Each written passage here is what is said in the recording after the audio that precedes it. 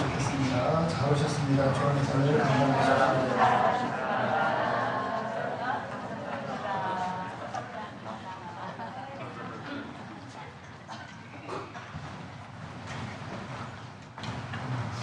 본문 말씀, 다 읽진 않았지만 요한복음 12장 말씀을 가지고 다시 기본으로 하는 제목으로 하는 말씀.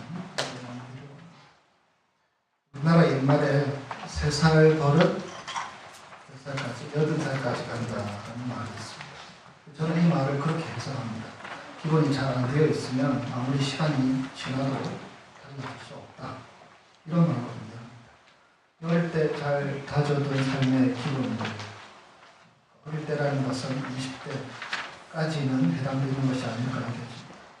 그런 기본기가 그의 삶을 더 살찌게 하고 또 좋은 열매를 맺게 하지만, 그렇지 못한 경우에는 참 고생하는 경우들이 있습니다. 한국에서 전통 가옥인 한옥을 만드는 어떤 장인이 있는데 그분의 이야기입니다. 이분이 이제 그림을 그리는데 한옥을 그림으로 그리기 시작합니다. 근데 보통 여러분 집을 그리면 무엇부터 그립니까? 저도 그림을 잘 못 그려서 어쨌든 집의 형체를 먼저 그리든지 지붕을 먼저 그리든지 그렇게 해야 하는데, 이분은 그림을 그릴 때도 먼저 주춧돌부터 그리기 시작한다고 합니다. 그리고 기본을 세우고 돌이, 들보, 석가래, 지붕 이런 순서로 그림을 그린다고. 그러니까 집 그림은 형편없습니다. 집 같지도 않고 좀 이상하고 어색해 보이는 그런 집. 그런데 이분의 생각은 집 지을 때 기초가 중요하고 기초부터 차근차근 쌓아가야 된다. 그런 정신이 있기 때문에 심지어는 그림에도 그렇게 나타난다라는 것이지. 기초가 중요하고 기본이 중요하다는 말이 아니겠습니까? 집을 지을 때 기둥부터 지을 수 없고 또 지붕부터 세울 수가 없습니다. 반드시 주춧돌을 단단히 놓은 뒤에 그 이후에 기둥을 세우고 또 차근차근 지어나가는 것이 맞지 않습니까? 여기서 기초와 기본이 순서상 가장 앞서야 한다는 것을 확인하게 되지. 그것이 뒤바뀌어 버리면 제대로 된 집이 세워질 수 없지 않겠습니다. 신앙도 마찬가지입니다. 여러분, 우리는 신앙을 가지고 하나님을 섬기며 살아가는 하나님의 백성들, 하나님의 자녀들인 줄 알았습니다. 근데 우리에게 있어서도 이 기초, 기본은 참으로 중요합니다. 잘 세워지지 않으면 신앙생활은 오래 함에도 불구하고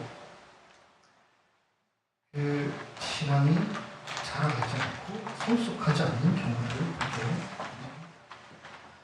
그런 점에서 오늘 선교사님 읽어주신 에스라 3장 말씀은 이 신앙생활의 기초와 기본의 중요성을 확인할 수 있는 그러한 말씀입니다. 오늘 에스라 3장을 읽었는데요. 이 말씀을 이해하기 위해서는 어떤 배경적인 것을 먼저 이해해야 할 것입니다. 이스라엘이 남과 북으로 갈라졌지요. 북은 이스라엘, 남은 유다라고 불려졌고요. 갈라지게 된 원인도 그들이 하나님을 제대로 섬기지 못해서 그랬고요. 그리고 세월이 지난 후에도 그들은 하나님 앞에 돌이키지 않고 늘 우상을 숭배하고 세상의 좋은 것을 쫓아 하나님을 멀리하고 살았습니다. 그래서 북이스라엘은 BC 722년경에 어디에 망했죠? 아시리아라는 나라에 남유다도 마찬가지로 BC 586년, 587년 안간에 바벨로니아라는 나라에 망하게 됩니다. 성전도 무너지게 됩니다. 지도자들도 붙잡혀가게 됩니다. 또 지도자들도 지도자의 역할들을 감당하지 못하게 됩니다. 그러다 보니까 이스라엘 백성들의 신앙생활은 형편없게 되고요. 많은 사람들이 포로로 잡혀가고 이제 자기들이 가졌던 신앙이라는 것에 어떤 기초들이 상실되어 버리는, 무너져 버리는 것을 경험하게 됩니다. 그들의 기초가 잘 닦여져 있었다면 포로로 잡혀가서도 신앙생활을 잘 했을 터인데 결코 그렇지는 못한 것 같습니다. 다윗 왕조가 무너지고 성전도 무너지고 영적 지도자들이 사라질 때에 이제 그들은 우리 민족은 끝이 났구나, 우리 신앙도 끝이 났구나, 그렇게 생각을 했었습니다. 그런데 살아계신 하나님은 그들을 붙들고 있는 그 은혜의 끈, 사랑의 끈을 놓지 않으셨습니다. 그들에게 기회를 주셨습니다. 이제 바벨로니아가 망하고 페르시아, 성경에 바사라고 기록된 나라가 세워지게 되고 그 나라 왕의 입을 통하여서 이스라엘 백성들이 자유를 얻게 됩니다. 고레스라는 왕의 칙령을 통하여서 주전 537년에 포로들이 처음으로 귀환하게 되고요. 몇 차례에 걸쳐서 포로로 잡혀갔던 그들이 다시 이스라엘 땅으로 돌아가는 여정이 성경에 기록되어 있지 않습니다. 돌아와서는 이제 이스라엘의 재건의 역사를 시작하게 됩니다. 오늘 본문은 그러한 상황 가운데 이루어지고 있는 이야기입니다. 1절, 6절의 말씀을 보면 포로 귀환한 사람들이 예루살렘에 모여서 먼저 제단을 쌓게 됩니다. 그리고 초막절을 준수한 기록이 기록되어 있습니다. 그리고 7절에서 13절은 이제부터 성전 재건 공사를 위한 석수와 목수, 목재 준비, 성전 지대를 놓고 또 동시에 커다란 축제가 이루어진 사건들이 기록이 되어 있습니다.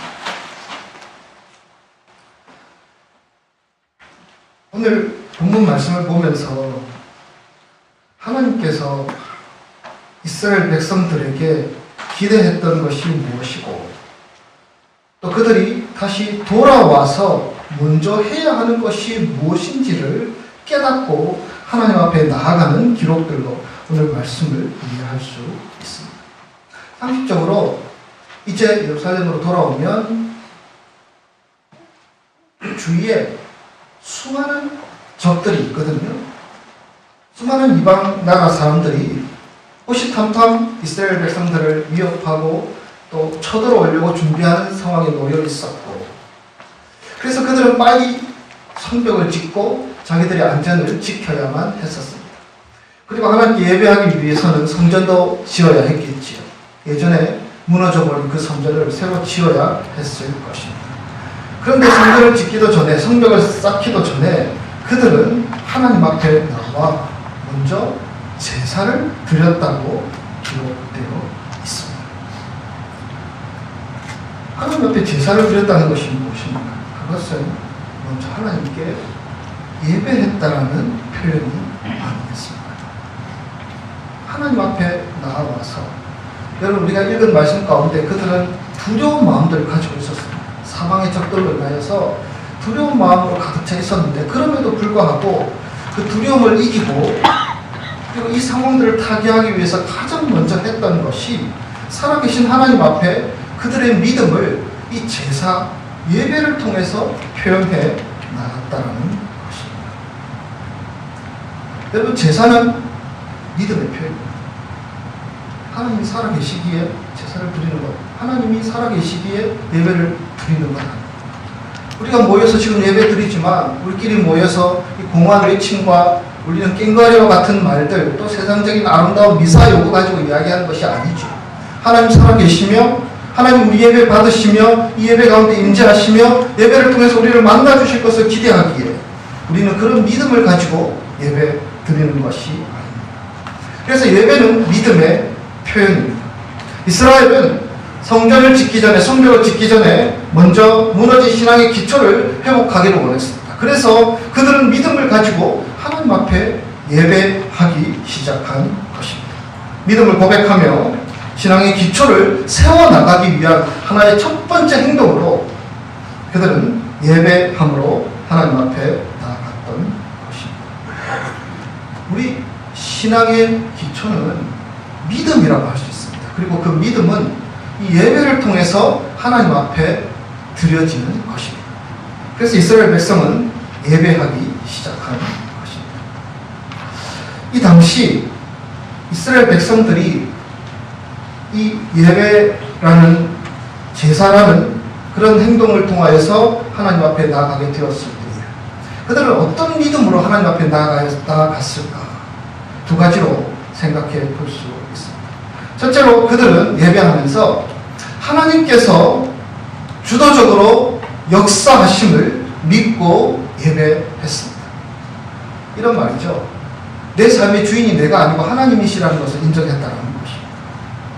에스라 1장 1절의 말씀을 보면 바사왕 고레스 원년에 여호와께서 예레미야를 통해서 말씀하신 것을 이루기 위해서 바사와 고레스의 마음을 감동시켰다. 이렇게 기록되어 있습니다. 여기서 감동시킨다는 표현의 히브리어 의미는 잠자는 사람을 깨운다라는 의미가 있습니다.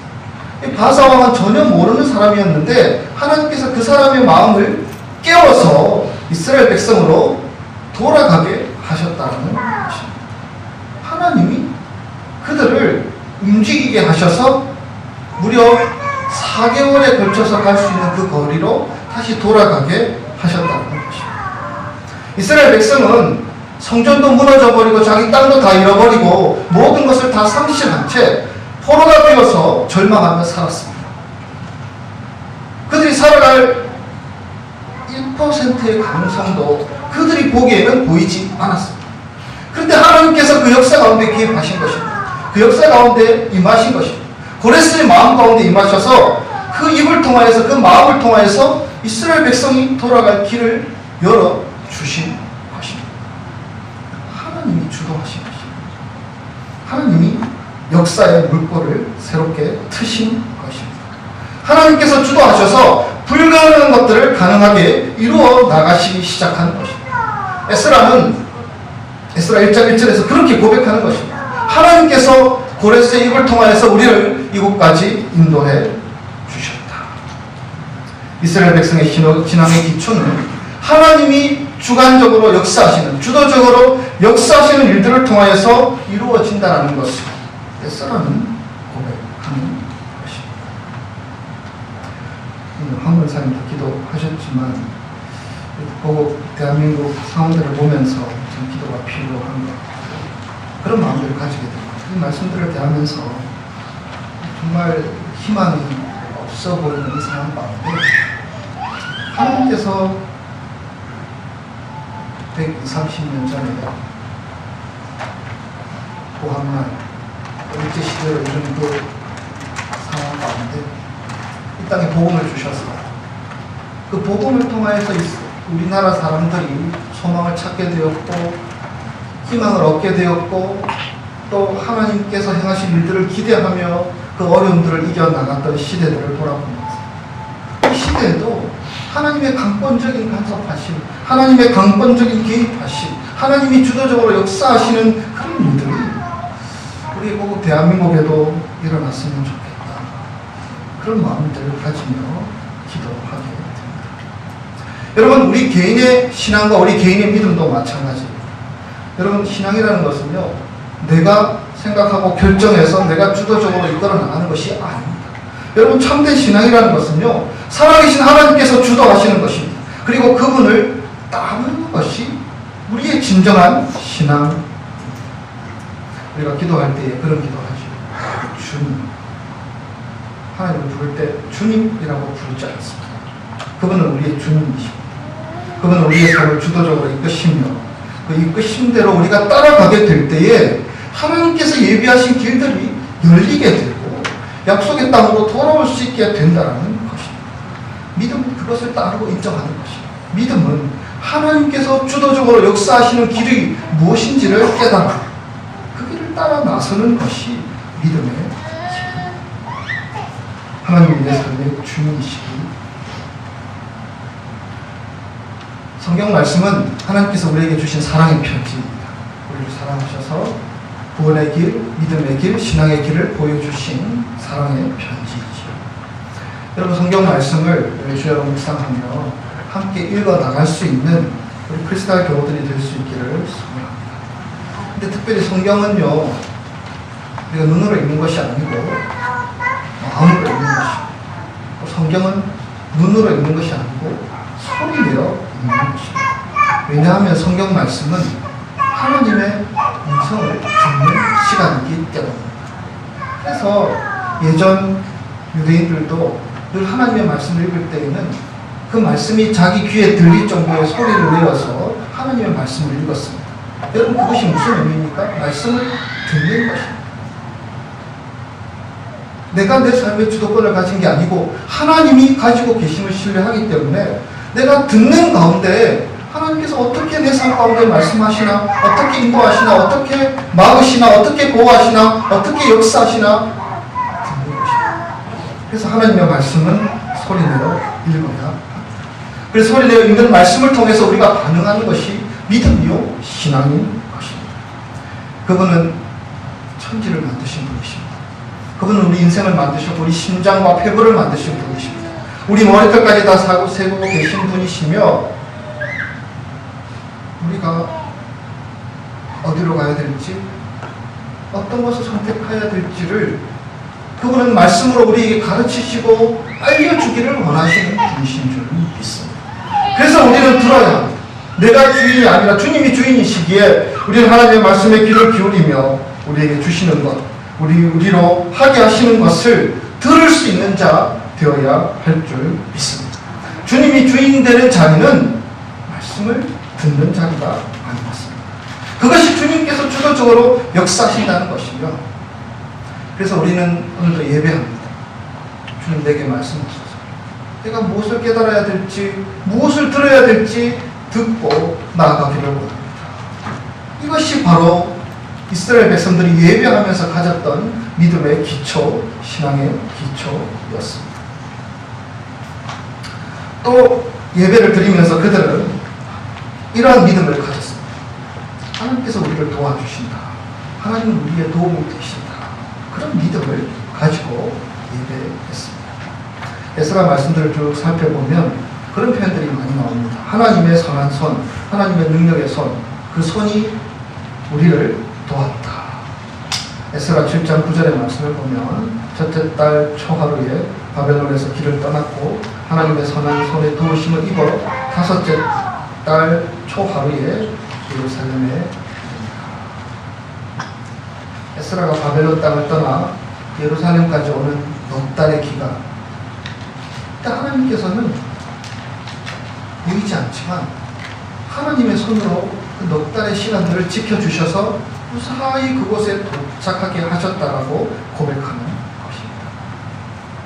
그들이 하나님의 손길을 볼 때도 있었고 보지 못할 때도 있었지만 넉 달 내내 하나님께서는 변함없이 그들을 도와주셨다라는 믿음의 고백입니다. 이스라엘 역사 가운데 아니 지금 예배드리는 저희들의 삶 가운데 우리는 하나님의 도우심의 흔적들을 늘 경험하며 살아갑니다. 예전에도 우리를 도와주셨고 그런 기도 불기도로 우리를 지켜주시고 우리의 걸음이 실족지 않도록 보호하여 주셨고 악한 자 해를 당하지 않도록 지켜주시는 그 하나님의 도우심, 섬세하신 하나님의 도움의 손길, 우리는 그것을 믿습니다. 이스라엘 백성들은 지금 예배하고 있습니다. 그러면서 페르시아에서 이스라엘 땅까지 오는 넉 달의 기간 동안 우리가 무사할 수 있도록 도와주신 그 하나님의 손길이 이제 우리가 이곳에서 살아갈 터인데 이곳에서 어떻게 살아갈지 두려운데 적들은 상황이 깔려있고 아직 갖춘 것은 아무것도 없는데 이 상황 가운데 우리가 살아갈 때에 그 하나님의 선한 손길은 하나님의 도움의 손길은 하나님의 능력의 손길은 우리를 도와주실 것이다. 예배하는 자들이 가졌던 마음은 바로 그 하나님의 도우심을 신뢰하는 믿음의 마음이었습니다. 그래서 그들은 그 마음으로 예배했습니다. 하나님이 주인 되심을 믿습니다. 하나님이 도와주실 것을 믿습니다.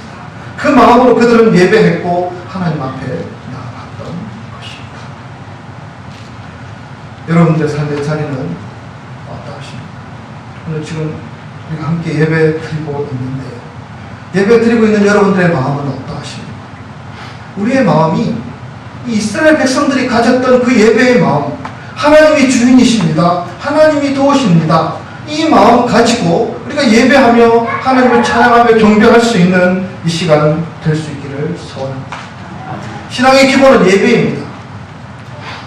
물론 어디 가지 않고 예배 시간 지켜서 예배 드리는 것도 기본 중에 기본이지만 우리가 예배 드리면서 그러한 은혜, 그러한 확신, 그러한 분명한 믿음의 고백, 그러한 소망이 우리에게 있지 않는다면 우리에게 주어진 예배의 시간은 너무나 미약한 시간이 아니겠습니다.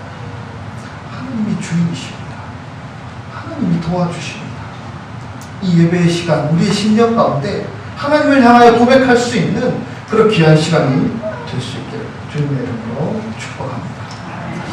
오늘 우리가 함께 읽지는 않았지만 요한복음 12장의 말씀을 또 한번 살펴보기를 합니다. 여러분, 요한복음 12장에는 이런 이야기가 나오고 있습니다. 나사로가 등장하고요. 나사로의 누이가 두 명이 있죠. 누구입니까? 마르다와 마리아. 전혀 모르시는 분들처럼 제가 두 사람, 세 사람이 이제 남매지간이지. 예수님께서 그 자리에 가셨습니다. 그리고 예수님께서는 그 자리에서 말씀을 전하셨고 그들과 이야기를 나누고 있었습니다. 그때 마리아가 어떤 행동을 했습니다. 300데나리온이나 되는 그런 향유를 담은 컵을 가지고 와서, 오늘 본문에는 기록되어 있지 않지만 마가복음 14장에는 또 컵을 깨트려서 예수님 앞에 부어드렸다. 발을 닦고 머리로 발을 닦아드렸다. 이런 기록들이 기록되어 있습니다. 300데나리온이라는 액수는 아주 적은 액수는 이 당시에 노동자들이 하루 일하여서 벌어들일 수 있는 수입이 한 데나리온이었습니다. 뭐 주일 빼고 요즘은 토요일 일하지 않으니까 300데나리온이라는 것은 거의 1년치의 어떤 임금이라고도 할 수 있지. 뭐 지금으로 따지면 3만 불, 4만 불, 5만 불, 결코 적지 않은 액수이지. 그런데 이 마리아의 행동을 보고 가룟 유다는 그렇게 핀잔을 주고 왜 저런 행동을 하는지 이해할 수 없다고, 차라리 저 정도의 향유를 가지고 가난한 사람들에게 나눠주는 것이 훨씬 좋지 않겠느냐. 마태복음 26장, 마가복음 14장 이런 말씀들이 기록이 되어 있습니다. 그런데 예수님께서는 그런 말씀을 하십니다. 마리아의 행동은 자신의 장례를 위해서 준비한 것이다. 예수님이 곧 돌아가실 것을 이분은 마리아는 알고 있었던 것입니다. 예수님이 마리아 때문에, 우리 때문에 곧 십자가에 못 박혀 돌아가실 것을 마리아는 알고 있었던 것입니다. 그 예전에도 자기 가족들을 아껴주셨고 오빠 살려주셨고 자기 가족들을 사랑해주신 그 주님의 사랑을 그는 알았고요. 그리고 결국에는 우리의 영혼을 구원하기 위해서 예수님이 걸어가실 그 고난의 길, 십자가의 길을 마리아는 알고 있었습니다. 그 마음을 알고 있었던 마리아는 자기가 가진 적지 않은 액수의 옥합을 깨트려서 주님 앞에 드렸던 것입니다. 그에게 너무나 소중한 것이었죠. 옥합을 깨트려 드리는 그 주님이 자기에게 얼마나 소중한 분이신지 그는 알았기에 그것을 깨트려 주님 앞에 드리는 것입니다. 여러분, 우리가 처음에 말씀을 나누면서 우리 신앙의 기초는 예배하는 것이다. 믿음을 예배로 표현하는 것이라고 말씀을 나누었습니다. 또한 예배는 하나님의 놀라운 사랑을 확인하는 자리인 줄 믿습니다. 그런데 하나님의 놀라운 사랑을 확인한 그 자리에서 우리가 하는 것은 깨트리는 것입니다. 하나님의 사랑을 확인한 우리들이 해야 하는 것은 우리의 삶을 깨트리는 것입니다. 소중히 여기는 것을 주님 앞에 깨트려서 주님 앞에 드리는 것이 또 다른 예배의 본질이라는 것입니다. 신앙을 새롭게 하는 데 있어서 가장 걸림돌이 되는 것이 종종 우리 자신들입니다. 우리 자신을 깨트리지 못하니까 하나님께서 역사하실 자리가 없어 보입니다. 우리 자신을 깨트리지 못하니까 말씀이 뿌리내릴 자리가 없어 보입니다. 우리 자신을 깨트리지 못하니까 하나님께서 은혜 주실 자리가 없어져 보입니다. 우리 자신의 아집과 고집, 욕심, 교만함 여전히 그대로 가진 채 자신을 깨트리지 않은 채 예배 드리려 하다 보니 예배의 은혜가 없고 예배의 역사가 우리에게 나타나지 않는 것은 아닌지 모르겠습니다. 마리아는 깨달았습니다. 하나님의 은혜가 무엇인지, 하나님의 사랑이 무엇인지, 앞으로 걸어가실 예수님의 사랑이 어떤 것인지를 마리아는 볼 수 있었습니다. 그래서 그는 자신이 가진 소중한 것을 깨트려서 부어 드렸습니다. 더 소중한 것이 어떤 것인지 깨달았기에 마리아는 옥합을 깨트릴 수 있었습니다. 신앙의 기본은 예배고, 예배는 우리 자신을 틀을 깨트리는 것입니다. 깨트리면 주님께서 새로 치유 만들어 주실 것입니다. 무엇으로 깨트려야 합니까? 하나님의 말씀으로, 하나님의 능력의 말씀으로 깨트려야 합니다. 말씀이 내 삶의 망치가 되어야 하고, 말씀이 내 삶의 송곳이 되어야 하고, 말씀이 내 삶의 정이 되어서 내게 다가올 수 있어야, 거기에 반응을 보일 수 있어야 한다는 것입니다. 우리에게 있는 묵은 것, 굳은 것, 왜곡된 것, 병든 것들을 깨트려야 합니다. 우리 속에 갇혀져 있는 모든 것들을 깨트려야 합니다. 그 깨트리는 자리에 하나님께서 행하시는 성령의 역사가 나타나게 되며 우리를 변화시키시는 성령의 바람이 영향을 끼치게 된다는 것입니다. 오늘 본문에도 깨트리니까 향기가 났다. 영생활을 한 지 오래되었지만 어떤 사람들은 그런 얘기야. 저 사람 가까이 가면 악취가 난다. 그 악취가 몸에서 나는 악취가 아니고 신앙생활을 하는데 왜 저렇게밖에 못할까? 그런 안타까움을 마음을 표현하는 경우들을 보게 됩니다. 예배는 깨트리는 훈련의 시간들입니다. 깨트리게 될 때에 하나님의 사랑으로 은혜로 성령의 역사로 무장하게끔 하나님께서 새로 지으시고 다듬으시고 만드신다는 것입니다. 너무나 긴 세월 동안 사람들은 자신의 것으로 무장되어 있습니다. 20년 살았으면 20년째 세상의 것들로 무장되고 굳어져 있고 50년을 살았으면 50년 동안 세상의 것들로 무장되고 굳어져 있어서 내 것을 깨트리면 큰일 날 줄 알고 내 것을 깨트리면 내가 무너질 줄 알고 살아갑니다. 그러나 우리는 하나님의 말씀 앞에 서야 하는 하나님의 백성들이며 예배를 통해서 다가오신 하나님의 말씀 앞에서 우리를 깨트릴 때에 하나님이 행하시는 것을 믿어야 하는 믿음의 사람들이 아니겠습니까? 오늘 예배드리는 이 시간 우리 교만을 깨트리고 우리 아집을 깨트리고 우리의 묵은 것들을 깨트리고 우리 욕심을 깨트리고 우리가 지키려고 하는 것들, 그러나 주 예수 그리스도 그분이 우리의 삶의 주인이 될 때에 그것보다 더 소중하고 귀한 것이 없음을 깨달아서 우리 자신을 깨트릴 수 있는 이 예배의 시간 되기를 우리 주님 원하시는 줄 믿습니다. 삶의 주인이 주님 되심을 인정하고 날마다 주님의 도우심을 바라보면서 우리는 예배해야 합니다.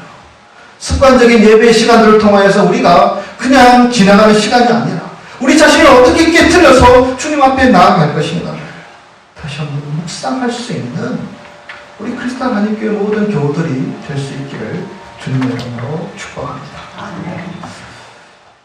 저희 교회가 이전에 오늘 처음 예배 드리게 되었습니다. 오늘 미국 예배도 드렸고요. 너무나 감사하고 참 하나님 인도하심을 느끼게 됩니다.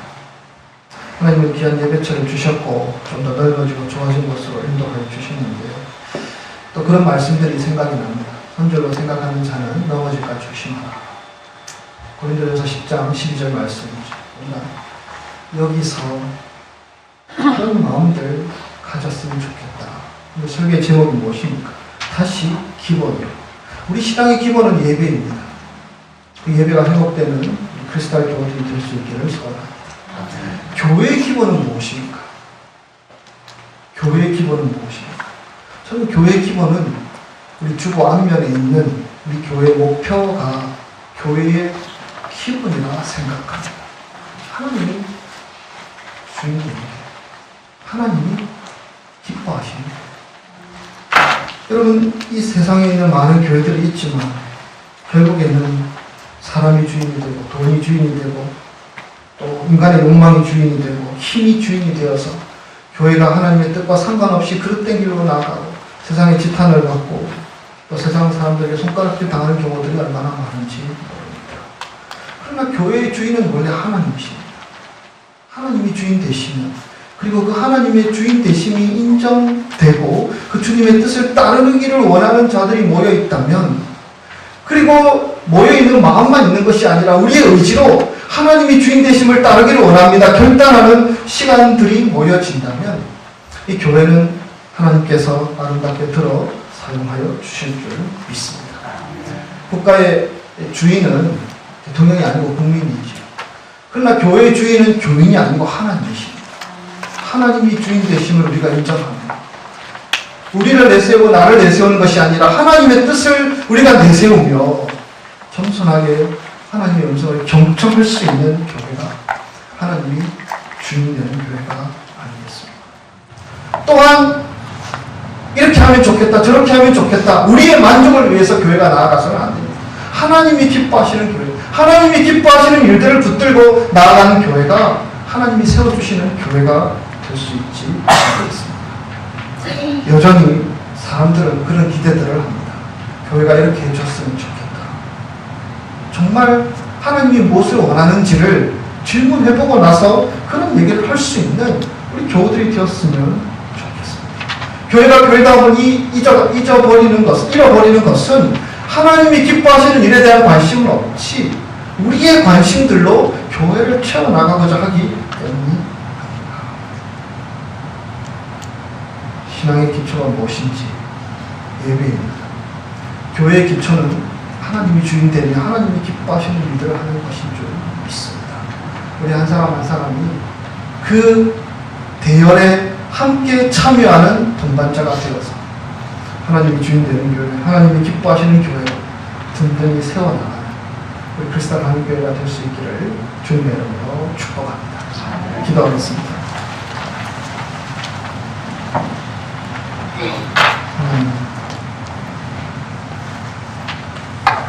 우리가 기본에 충실한 신앙생활을 하고 있는지